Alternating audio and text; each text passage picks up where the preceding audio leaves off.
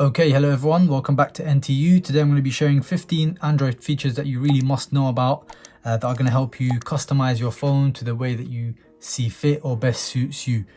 Let's get things kicked off with the customization of the home screen. So there's a couple of things that you can do to customize your home screen. So first of all, as you can see, I've got a front menu where I have my favorite most used apps, and I have a back menu, and you can customize that. So the way to do that, you can either press and hold to access the home screen, or you can just pinch the screen for quicker access. Click on the home screen here. So you've got two views here at the moment. So you've got your, if you click there, you've got your home and app screen and your home only. So if I click home, that will just basically give you your apps all on one screen here, and there is no home menu. Okay, I don't really like that. I like the other view, so I'm going to change that back to home and screen, and as you can see, that gives you your favorite apps on multiple pages and so on and so forth. The next feature I'm going to share with you is the ability, and really this is something that I always change immediately when I buy a new phone, which is the pull down menu. As you can see, if I pull down anywhere on the screen, it's going to go to my apps menu. If I pull up, it does the same thing. But if I pull from the top, it will give me access to my notification panel, or my quick menu if you like. Now I don't like that. I want to make sure that I can access that from anywhere on the screen. So again, I'll go to the home settings screen, and I'll make sure I'll have this notification ticked right there. Swipe down for any for notification panel. I'll make sure that's on, and I'll swipe down, and you can access your notification panel from anywhere on the screen, which is brilliant. Next thing I want to show you is the ability to customize the size of your grid for your either this home menu or your apps menu again. So if you do that, and you can customize your home grid menu, so you can make the apps larger if you've got poor eyesight, and you can change the size of the applications and the folders. I like to go for 5x6 because that gives me the ability to have the maximum applications on my screen. So I'll keep it on that. You can also do that for your grid. So as you can see, mine is 5x6, but you can change it to the largest, which gives you 4 pages, or you can go through and change the size and aspect ratio of the icons for each application. And again, I like to choose 5x6. The next thing I want to show you is the use of one-handed mode, right? And so what you can do is you can press here and drag it down, and that will give you the ability for your phone aspect ratio, screen ratio to decrease. A couple of cool features here. So this is basically going to give you the ability to use your phone one-handed. I can swipe down, everything works exactly the same. So I go back there, folders, go home, application, swipe down, swipe up, swipe to the side, everything works absolutely fine. Now the really cool thing is you can use it right-handed, so this will be befitting to my for my specific needs, because I'm right-handed, and obviously if you're left-handed, you can press it left-handed like that. And another cool feature is you can actually change the aspect ratio of the screen to any size you like, and everything works absolutely fine. I just feel like this is a really cool feature. It just feels like they haven't just given you the ability to use one-handed mode, they've actually thought about it and made sure it's actually usable depending on the different user. And if you want to just exit that mode, you would just press on the black screen, it goes back to the normal aspect ratio. The next cool feature I want to share with you is the edge lighting. So this is a feature that basically the phone will light up around the edges, or give you a specific sort of lighting to your choosing when you get a notification, and you can configure that as you like. The way I'm going to change that is I'm going to go to menu, I'm going to go to display, I'm going to scroll down to edge screen right there. Okay, and then you have the option there, edge lighting. As you can see, it's already on, and what that will do is it will give you a choice. First of all, you can choose your lighting style. So at the moment I've got the glitter effect at the moment. As you can see, the phone lights up every time you get a notification, so I can change that to glow a certain color, and I can change the color there to a red, for example, and it will go glow in red, or I can go there and choose specific colors from the color wheel. So I'm going to just leave it on red, so that's just there. You can go in advanced and change the transparency, the width, and the duration of the effect. So for example, if I wanted it to be really long, as you can see, it will light up for much longer time. I like to leave it on that, which is really cool. What's even better is you can actually choose specific apps for this glow to happen based on if you get a notification from a specific app. So I can choose all apps, or I can turn that off, and I can just put, you know, specific. For example, if I get notification from my messaging apps or from my communication apps, which I think is cool. And you can also choose specifically when you want it to show for those exact apps that you've chosen. So do you want it to show always every time you get a notification while your screen is off, or while your screen's on, which I think is quite cool. There's an argument that if you're on your phone, you get a notification, you're going to see it. So I think the best thing for me would be, I keep it on always, but it really makes sense that if you keep it while it's off, and specifically while it's on silent mode, because that will give you the ability to see the screen, because you're not going to hear a notification. So that's quite cool. Next, I'm going to show you the dynamic lock screen, which I really like with these phones. So if I lock my screen, as you can see, every time I lock and unlock, my background image is changing, which is a really nice feature. It just gives you a different feel every time you're unlocking your phone. And I'll show you how to get that specific feature. So if I go down to settings, I'm going to go to wallpaper. I'm going to go to wallpaper services. I'm going to make sure dynamic lock screen is selected. Now if I go on settings, you can actually configure it a little bit further, rather than everything, like, you know, the picture's changing to everything. You can actually choose from specific categories such as landscape, life, food, pets, art, and I'm pretty sure you can download other ones as well. So that's quite a real cool feature for me. Also make sure that auto updates are is checked right there, which means every time you get a Samsung or the application gets a new image, that's going to upload, so it's not going to be the same images that are displayed all the time. Okay, the next feature I'm going to show you, which I find really cool, is the ability to capture entire screen. So you use the screenshot feature, but for the entirety of the screen, not just what you can display or see on the screen at the moment. So for example, if I take my phone and I take a screenshot right there, okay, this little bar comes up. So I can press, okay, let's try that again. So if I take a screenshot, this little menu comes up. So this little option, I'm just going to press it and hold it, and what that will do is it will continue to capture screenshots for the entirety of the screen until I get to the bottom, and then you can see you end up with a very long screenshot, which you can sort of cut and alter to your liking. That's just really cool. It's a quick way to basically capture the entirety of the screen. The next really cool feature I'm going to show you is the ability to change the navigation from gestures to buttons. So especially if you're moving from a phone which has a button and you're used to that, and now they've all gone sort of completely screen. I'm currently using gestures. As you can see, the right one goes back, the middle one goes home, and the left one goes to all your currently open applications. So to change that, again, I'm going to go to settings. I'm going to look for display.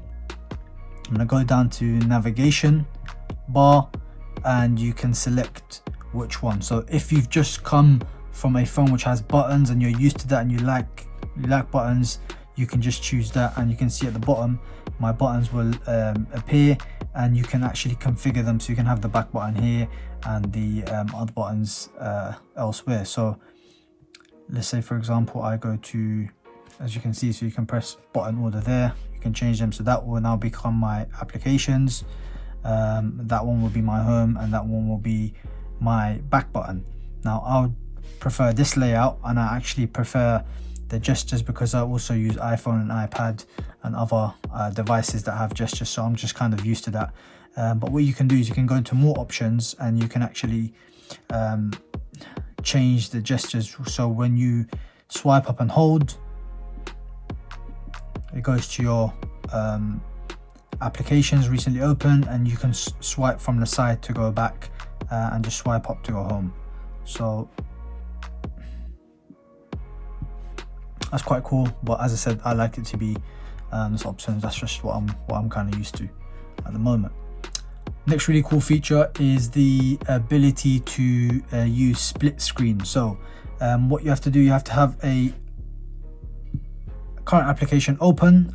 What you do is then open your other currently open applications. You click or you press and hold the icon at the top of a different application, and you will select the open in split screen view right there, and then it will tell you which other application do you want to go into split screen. I'm going to go to settings, I'm going to select this one, and you can see it's in split screen. Now I can change the aspect ratio of that, and what I use this feature for, which I find really handy, is, for example, if I'm listening to something on YouTube, I don't want to cut that out, I can have that playing at the top while I'm using the phone at the bottom, and as you can see, it still gives me a decent amount of space to work with. You can change the aspect ratio back to normal or to one application, and so on and so forth, which is really handy. Next really cool feature is the ability to close all apps. So I know you guys are probably thinking, what, that's not really a cool feature, but honestly, other devices I've used, you have to close one at a time, or the maximum you can close is 2, which doesn't really work on this phone, but you get the gist. And it's really nice to just be able to have that button there. For people like me who are OCD, just click that button and all your apps are closed. I'm a strong believer that these apps are going to be using your memory and using your battery in the background, so I'd like to have things closed if I'm not using my phone. So that's another one. The next really cool feature, and this one's really cool, they've got a feature like this on iPhone, but it doesn't really, it's not exactly the same as it works here, and I feel like it works better on Android, and that's the focus mode feature. So if I click on focus mode here, it's gonna offer me work time or me time. Let's say, for example, I'll select work time. As you can see, what it's done is grayed out all of the applications apart from the ones that are pre-selected for me to be able to use while I'm in this focus mode. So the clock, the phone I can use, for example, but any other apps, they're just not, I can't access them. You see, go to focus mode, okay.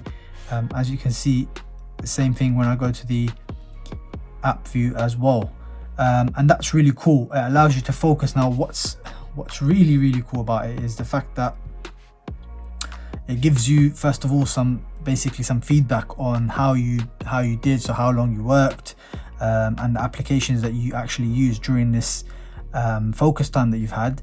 I'm going to end focus time. I'm going to go back to it, and you can add, first of all, what you can do is I can go to me time, for example, and I can edit, and I can actually allow all apps, or I can, obviously it's not a good idea, otherwise it doesn't make sense, but for example, let's say for argument's sake, I want to be able to access the internet for my work. I'll allow Google Chrome, so for me to be able to access Google Chrome during me time or work time, whatever it is. And again, I can start, so now you can see Google Chrome is added there, and you've got other features here to change the name or delete the mode. As you can see, I can add another mode. So for example, workout, I can save it, and now it takes me to the same thing. So this is my workout mode. So for example, I could have this only to allow me to access my music, for example, because I want to listen to something while I'm working out, but I don't want any other distractions. So that's really cool. And again, I'll start and it will do the same thing. Every app will be grayed out apart from the ones that are I've allowed to remain. Other couple of cool features. So first of all, if I lock my screen, unlock it, as you can see, you've got the clock there, but a lot of people don't know that you can actually add different things. That I've got at the moment, I've got music, nothing playing in the background, I've got the weather, and that's all I've got, right? And it comes back to the date and the time. A lot of people are not aware that you can change that, and by default these options are not allowed or enabled, if you like. So I'm going to go back into my phone and show you how to do that. So the way we access that is we're going to go to the settings, we're going to go to lock screen, and we're going to go and find the option which is face widgets. Okay, and that's where you can see you've got a couple of options, not a lot, but you're going to enable always on display, and you can tick the ones that you kind of want to be there. So at the moment, as I said, I've got music, I've got the clock, and I've got the weather. And you can add, for example, today's schedule, next alarm, Bixby button, and so on and so forth. And if I go back and lock my screen, that's what will be there. No events today, no alarm the next 7 days, as you can see, which is really cool. And while we're here, as you can see, you've got shortcuts. So for example, to call, and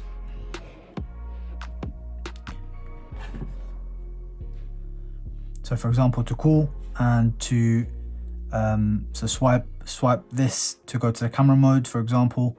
But a lot of people don't know that you can change these, and it's customizable, and that's quite cool. Again, the way we do that is we go to settings, we're going to go to lock screen, and we're going to look for shortcuts. Well, it gives you an option. Do you want them to appear at the bottom, or do you want them to be floating? I like them to be at the bottom here, but you can change them by going to left shortcut, and you can choose any application that you want from your app menu. And right, I've got the camera at the moment, but again, you can change it to whichever you want, and that's really handy for the apps that you really use on a regular basis. The next feature I'm going to show you is the lift to wake. So the way what that basically does is it allows you to, if you lift your phone, it will just wake up. Now obviously it's disabled at the moment, but I'll show you how to change that right now. So you go to settings, you're going to go to advanced settings, advanced features, and you are going to click on motion and gestures. Okay, and we're going to tick this button here. It's already checked, so I'm not sure why it didn't work, but you're going to make sure that lift to wake is enabled. And what that will do is every time you lift your phone up, it will wake up the phone, as opposed to you having to tap the screen. So as you can see here, if I lift it, the phone's turned up, I haven't touched the screen. The next and final really nice feature that I like is the easy mute. And again, to access that, you go to settings, and you want to go to advanced features right there, similar to the one before, and you want to click on motion and gestures, and you want to click on easy mute right there, and make sure that's enabled there. And what that's going to do is, if someone's calling you and you don't want to answer the phone, or you're in a meeting or something like that, and you're just faffing around sort of thing, you can put your hand over your phone and that will mute it. Or what you can do is just turn your phone around, put it on the table, and that will mute the phone, and it will stop ringing. That's it from me, guys. Thank you so much for watching to the end. I hope you've enjoyed it and learned something new. If you have, then don't forget to smash that subscribe button below, and I'll see you in the next one. Peace.